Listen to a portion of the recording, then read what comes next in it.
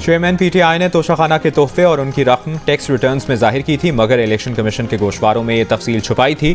جب یہ چوری پکڑی گئی تو اسپیکر قومی اسمبلی نے الیکشن کمیشن کو سابق وزیر اعظم کے خلاف ریفرنس بھیجا۔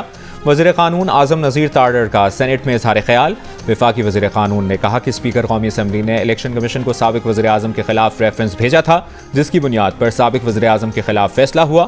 چیئرمین پی ٹی آئی کو 2 اپیلوں کا حق حاصل ہے، جو نواز شریف اور یوسف رضا گیلانی کو نہیں تھا۔ 3 سال سزا کے بعد chairman P T I Attock جیل میں قید۔ وکیل نعیم پنجوتا نے کہا کہ جیل انتظامیہ نے چیئرمین پی ٹی آئی سے ملاقات کرانے سے انکار کر دیا۔ پاور آف اٹارنی پر دستخط کرانے تھے، دستاویز پر دستخط کے لیے پیر کو رابطے کی ہدایت کی گئی ہے۔ گزشتہ روز جاری توشہ خانہ کیس کے فیصلے میں کہا گیا ہے کہ چیئرمین پی ٹی آئی نے جان بوجھ کر جھوٹ بولا، توشہ خانہ سے ملنے والے تحفوں کی غلط معلومات دی، جرم ثابت ہو چکا ہے۔ تحریک انصاف کے چیئرمین کو 3 سال قید کاٹنے کے ساتھ 1 لاکھ روپے جرمانہ بھی دینا ہوگا۔ توشہ خانہ کیس سننے والے جج کو پہلے سے لکھا ہوا فیصلہ دیا گیا، کیونکہ چیئرمین پی ٹی آئی کو نااہل کرنا اور جیل میں ڈالنا پی ڈی ایم کا مطالبہ تھا۔ تحریک انصاف کے سینیٹر سیف اللہ بڑو کا سینٹ میں اظہار خیال۔ سیف اللہ بڑو نے کہا کہ پی ڈی ایم سمجھتی ہے کہ چیئرمین پی ٹی آئی کو سیاست سے نکالے بغیر وہ الیکشن میں جانے کے قابل نہیں، مگر چیئرمین پی ٹی آئی کے جیل میں جانے کے بعد بھی حکومت الیکشن میں جانے کے قابل نہیں ہے۔ جب تک بزدار اور فراگوگی نہیں پکڑے جاتے تب تک کرپشن کا سرا نہیں ملے گا۔ استحکام پاکستان پارٹی کے سربراہ جہانگیر ترین اور علیم خان کا چیئرمین پی ٹی آئی کی گرفتاری پر رد عمل۔ علیم خان نے کہا کہ انہوں نے پی ٹی آئی میں رہ کر جو دیکھا وہ پوری دنیا کو بتا دیا ہے۔ جہانگیر ترین بولے، جس فورم پر بھی علیم اور ترین کو بلایا جائے گا وہاں جائیں گے اور سچ بتائیں گے۔ علیم خان بولے، جس انسان کو تکبر کی لعنت پڑ جائے اس کا وہی انجام ہوتا ہے جو چیئرمین پی ٹی آئی کا ہوا۔ آنے والے دنوں میں بہت کچھ سامنے آئے گا۔ جہانگیر ترین نے نئی مردم شماری کے تحت آئندہ انتخابات کے فیصلے کا خیر مقدم کیا۔ کہا، یہ احسن اقدام ہے، نئے ووٹرز کو بھی حق رائے دہی استعمال کرنے کا موقع ملے گا۔ چیئرمین پی ٹی آئی کی گرفتاری سیاسی نہیں، انہوں نے ریاستی تحائف بیچے، عدالتوں میں سوالوں کے جواب دینے سے قاصر رہے۔ وزیر اطلاعات مریم اورنگزیب کا برطانوی نشریاتی ادارے کو انٹرویو۔ کہا، قانون کو دھمکانے سے آپ مقدمات سے نہیں بچ سکتے۔ نواز شریف نے نیب کی 150 پیشیاں بھگتیں، خود پر لگے تمام الزامات کا جواب دیا۔ وزیر اطلاعات نے کہا کہ چیئرمین پی ٹی آئی کی گرفتاری پر کہیں کوئی احتجاج سامنے نہیں آیا۔ پرامن احتجاج کسی بھی سیاسی جماعت یا کارکن کا جمہوری حق ہے۔ 9 مئی کو حساس تنصیبات کو نشانہ بنایا گیا۔ چیئرمین پی ٹی آئی 9 مئی کے حملوں کے ماسٹر مائنڈ تھے۔ ملزمان کے خلاف قانون کے مطابق کارروائی جاری ہے۔ اسلام آباد کے ایڈیشنل سیشن جج ہمایوں دلاور جوڈیشل ٹریننگ کے لیے انگلینڈ روانہ ہو گئے۔ چیف جسٹس اسلام آباد ہائی کورٹ نے جج ہمایوں دلاور کی جوڈیشل ٹریننگ کے لیے نامزدگی کی۔ جج ہمایوں دلاور 5 سے 13 اگست تک لندن میں ٹریننگ میں شریک ہوں گے۔ چیئرمین پی ٹی آئی کو عدالت سے ملنے والی سزا پوری دنیا کی خبروں کی زینت بن گئی۔ امریکی نشریاتی ادارے CNN نے لکھا ہے کہ پاکستان کے سابق وزیر اعظم کو کرپشن کیس میں ملوث پائے جانے پر 3 سال جیل کی سزا سنا دی گئی۔ برطانوی اخبار گارڈین نے لکھا ہے کہ چیئرمین پی ٹی آئی کرپشن کی بنیاد پر 5 سال کے لیے نااہل قرار دے دیے گئے۔ عرب میڈیا گلف نیوز نے رپورٹ کیا کہ پولیس نے عدالتی فیصلے کے بعد چیئرمین پی ٹی آئی کو 3 سال کے لیے گرفتار کر لیا۔ BBC نے سابق وزیر اعظم کی طرف سے کرپشن پر اپنی گرفتاری کے خلاف ملک گیر احتجاج کی کال کو خبروں کی زینت بنایا۔ DW، وائس آف امریکہ، الجزیرہ اور واشنگٹن پوسٹ نے لکھا کہ پاکستان کے سابق وزیر اعظم کو کرپشن پر 3 سال قید کی سزا سنا دی گئی۔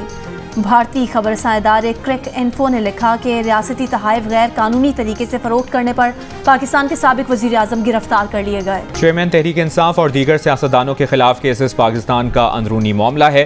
چیئرمین تحریک انصاف کی گرفتاری پر امریکی محکمہ خارجہ کا رد عمل۔ کہا، دنیا بھر کی طرح پاکستان میں بھی جمہوری اصولوں کے احترام اور قانون کی حکمرانی کا کہتے ہیں۔ پیپلز پارٹی کا میئر بننے پر کوئی کچھ بھی کہے، اب کراچی کی قومی اور صوبائی اسمبلیوں سے سب سے زیادہ نشستیں بھی پیپلز پارٹی ہی جیتے گی اور کراچی کی نشستوں کی بنیاد پر ہی بلاول وزیر اعظم بنیں گے۔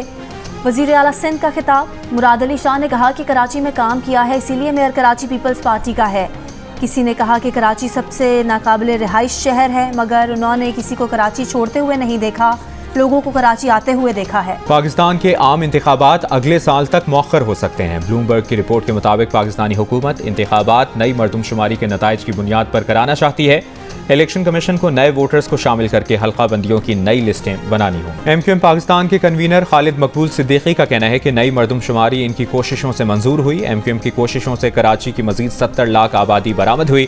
مزید موقع ملا تو باقی کسر بھی نکالیں گے۔ کراچی کی آبادی 3 کروڑ گنوائیں گے۔ MQM کے رہنما مصطفیٰ کمال نے نئی مردم شماری کے نتائج کو MQM کی جیت قرار دے دیا۔ پروگرام نیا پاکستان میں مصطفیٰ کمال نے کہا کہ سندھ حکومت نے اپریل میں کراچی کی آبادی 1 کروڑ 35 لاکھ دکھائی، مگر اب آبادی 2 کروڑ 5 لاکھ ہو چکی ہے۔ ہم نے کراچی کے 70 لاکھ افراد بازیاب کرائے۔ کراچی کی قومی اسمبلی میں 2 اور سندھ اسمبلی میں 3 نشستیں بڑھیں گی۔ ڈیجیٹل مردم شماری کے نام پر دھوکہ دیا جا رہا ہے۔ جماعت اسلامی کراچی کا مردم شماری کے نتائج کے خلاف عدالت جانے کا اعلان۔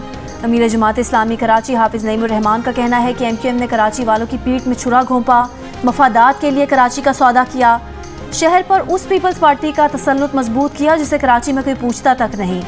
مراد علی شاہ بتائیں کہ وہ کیسے اس مردم شماری کے نتائج کو مان کر آ گئے۔ کہا کہ پیپلز پارٹی نے کراچی دشمنی میں NFC ایوارڈ میں سندھ کا حصہ بڑھنا قبول نہیں کیا۔ ٹرین حادثے میں اب تک 15 افراد کے جاں بحق ہونے کی اطلاعات ہیں۔ اسپتالوں میں ایمرجنسی نافذ کر دی گئی ہے۔ وزیر ریلوے خواجہ سعد رفیق کی پریس کانفرنس، کہا لائن میں کوئی تکنیکی خرابی تھی یا تخریب کاری ہوئی، اس کا تعین تحقیقات میں ہوگا۔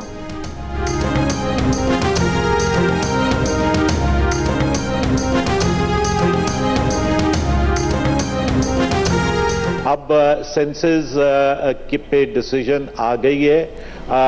تمام میڈیا میں اور ہر جگہ اس بات پہ اسپیکولیشنز ہو رہی ہیں کہ الیکشنز ڈیلے ہوں گے، کوئی کہہ رہا ہے 6 مہینے ہوں گے، کوئی کہہ رہا ہے 7 مہینے ہوں گے۔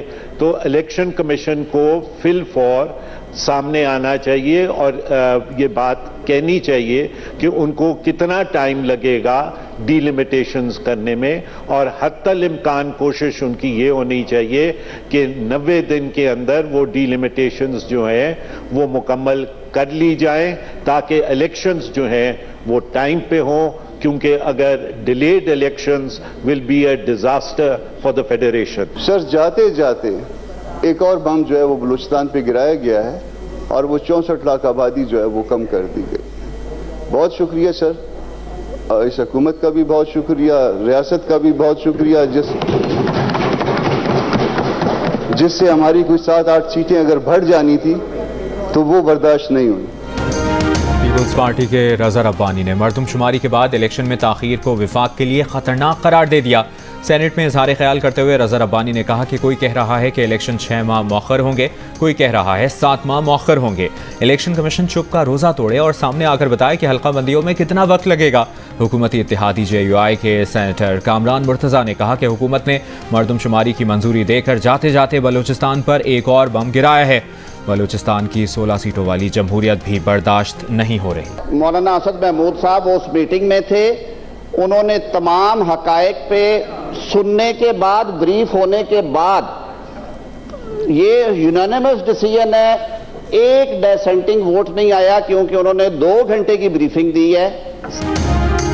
مشترکہ مفادات کونسل میں مردم شماری کی منظوری دینے والوں میں JUI کے پارلیمانی لیڈر اسد محمود بھی شامل تھے۔ وفاقی وزیر اعظم نذیر تارڑ کا JUI کے سینیٹر کامران مرتضیٰ کو جواب، کہا کہ وزیر اعلیٰ بلوچستان سمیت CCI اجلاس میں شریک کسی فرد نے مردم شماری کے نتائج پر اعتراض نہیں کیا ہے۔